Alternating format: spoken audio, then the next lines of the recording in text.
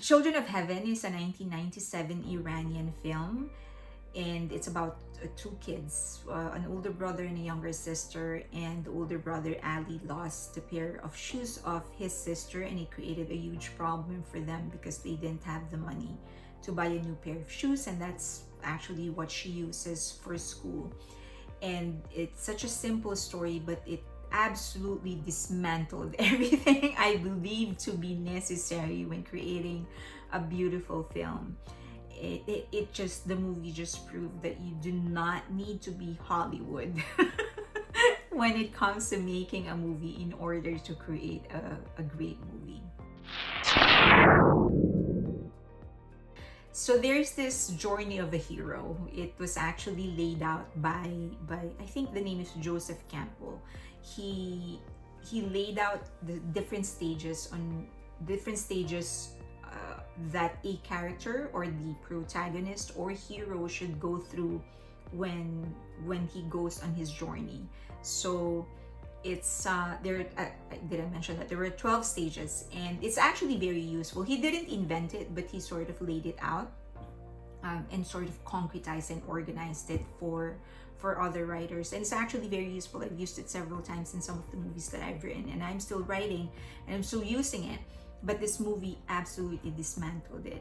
It just broke so many rules in Hollywood, but it managed to create one of the greatest movies ever, and not just in Asia, but greatest movies, that one of the greatest ever in the whole world of all time.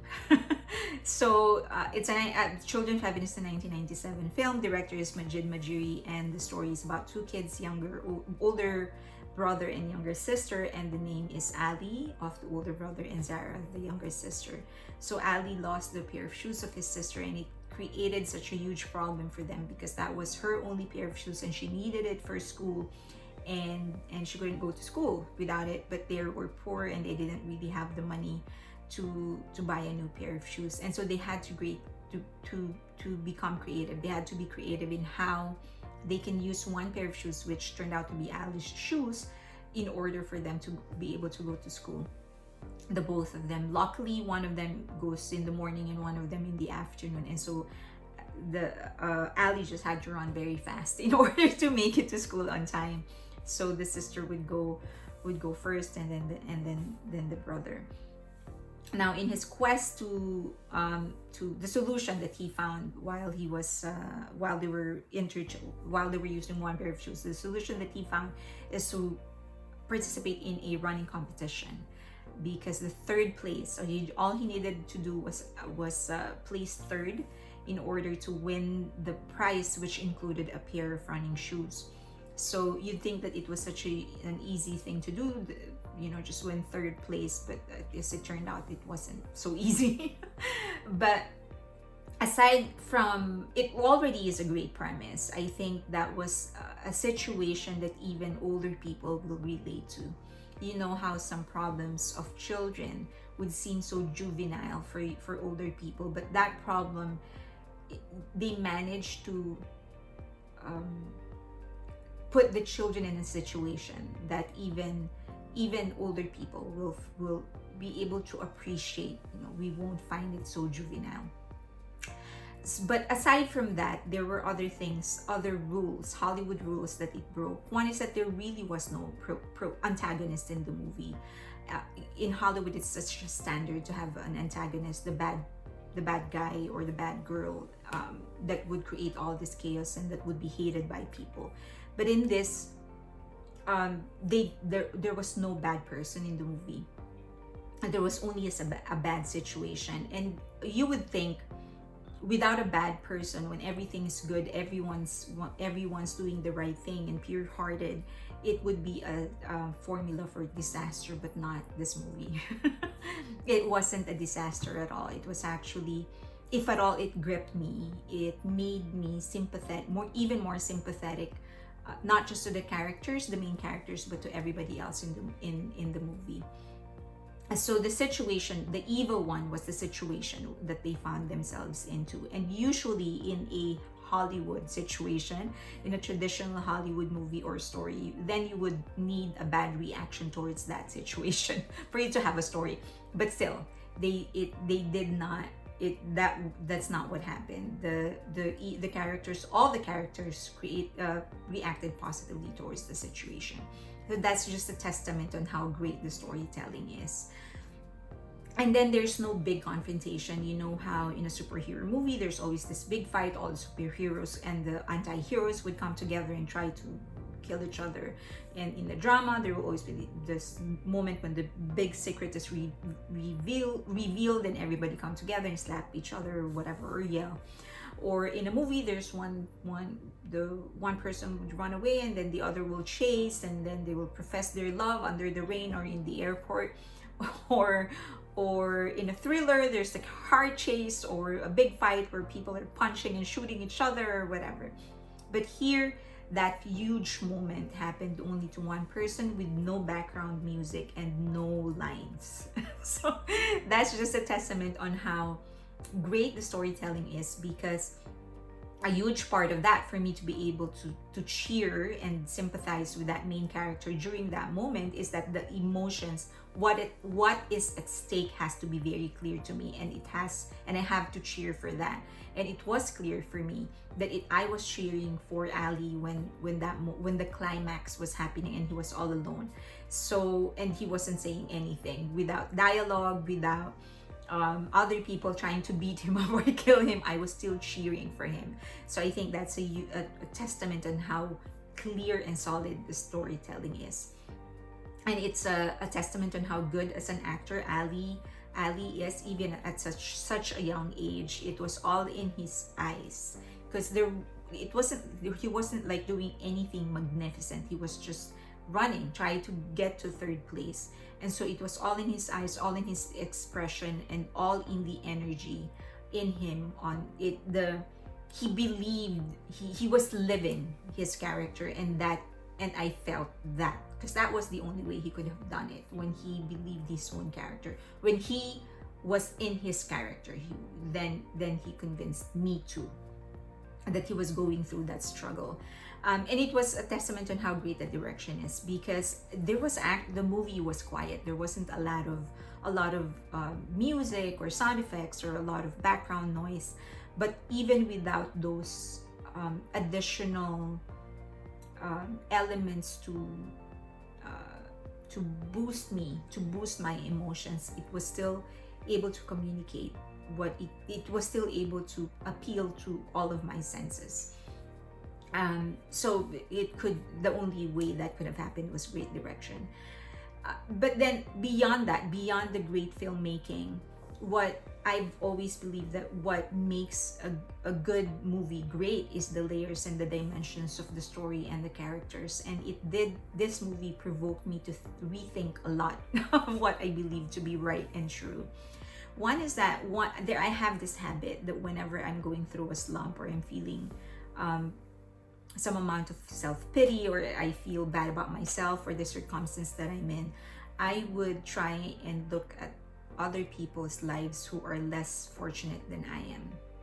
And I remember my dad telling me, don't do that, don't do that. Don't look at other people and think that their life is less than yours. Just because they can't afford the same things that you can afford, or that you didn't go through some of the hard things that they went through, it doesn't mean that they are less fortunate. You do not know that.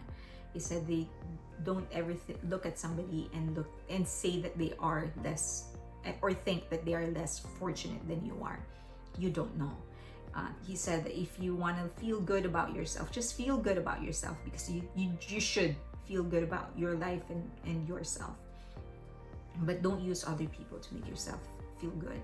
And I've always thought that my practice was something healthy, because it makes me appreciate and be thankful for what I have. But what my father said in this movie further proved is that we don't know. We don't know that. We don't know if other people are less fortunate than we are. Because in this movie there was this when Ali actually found the pair of shoes that he lost, and it landed on somebody else's door, on somebody else's hand, and he followed that and realized that person was less less fortunate than he was, and it just made him decide to just leave it, not, never mind, not to try and take the pair of shoes back. But the movie actually unfolded the story of the other person, and later on we realized that just because they don't have as much doesn't mean that that person is less fortunate. He's that person's life was just as beautiful, even if not more beautiful, even if that person has less. And I think that was a very beautiful touch. It was a very thought-provoking moment when we see that child, that other child who ended up with a pair of shoes. We see that child at first and we think, Ali is so unfortunate and this girl is even more unfortunate. And then we later on realize, nah, her life is actually pretty. It's beautiful. She has a very beautiful life. She doesn't have much, but she has a beautiful life. So we shouldn't. My father has always been right. We shouldn't look at other people and think less, and think less of their life. Just because they've been through more doesn't mean they're less fortunate. Second is the character of the father. He's a very, very interesting character. He has been, you can see how dominant he is, a domineering father, brash and harsh and rough. But at the core of that man is something else. And this is again a testament of how solid the writing is, because you don't really need to spend a lot of time in a character in order to unfold a character fully. So there was this one moment when he was asked to do something for the church. He was actually breaking down sugar, I think. So he had chunks of sugar and he was trying to, I don't know what he would, but he was trying to break it in smaller pieces. And he was having, so his child, Zara, gave him a cup of coffee and he said, can you give me some sugar as well? And the child said, why don't you just go get some from that that pile that you're trying to break and into smaller pieces. And the father said, this was entrusted to us, not for ourselves, but for the temple. I'm not sure how they call it, but it's for the temple. So we're not supposed to touch it. And I remember somebody, and I know for a fact that, honesty is when you're honest even when no one will find out that you're lying, and kindness is kindness when you're kind even when no one's watching. So, and that was a testament of his character. He's a man of his word, he's honest, and even though he had the opportunity and it wasn't a big deal, he would just take like a small cube, but he still didn't do it, because that's the kind of man that he was. And I think that was a beautiful touch. And then how some people would say they will do something and not really do it. Like, I'm gonna go on a diet, but you don't really go on a diet. I say that a lot. Or that I would go there, but you don't really go there. And there was this moment in the beginning of the film when he would say something and we don't really pay attention to it, because he would say it like so casually, so we don't really pay attention to it. But at the end of the movie, he ended up doing that thing that he said he was going to do at that moment when we have all forgotten about it, because as I've said, it's not something that you would really pay attention to because he would say it so casually. So I think those two incidences just showed just how this is a man. This is an honorable, honest man. He keeps his word, and that's the kind of person we should all be. And then lastly, and I think this is really the main point of the movie, is just how we should all learn how to borrow the words of Princess Leia. How we should all take our broken heart and turn it into art. If we sort of change that a little bit, we should take the broken and create something beautiful. Whether it is us, ourselves, our hearts that are broken, we take it and we create something beautiful. It will not undo the brokenness. It will not undo the pain that we have suffered, but it will create something beautiful and hopefully progress us and other people forward.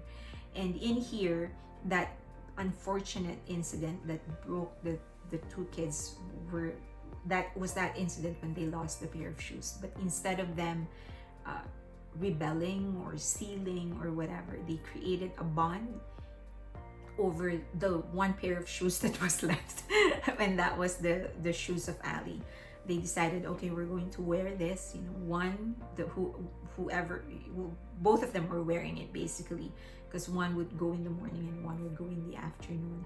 And they ended up, because it was the only thing that they had together, they would clean it.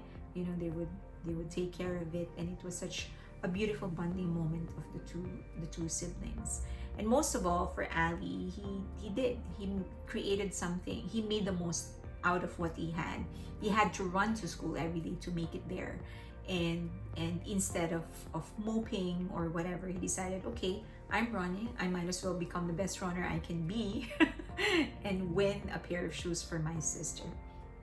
So yeah, it was it's different. It's different. As I've said, it broke my belief and my expectations, and it just absolutely dismantled everything I thought to be necessary in order to create something beautiful, or in order to create a beautiful narrative or a beautiful story. And so watch it, Children of Heaven. If you don't know where to get it, let me know. I got you.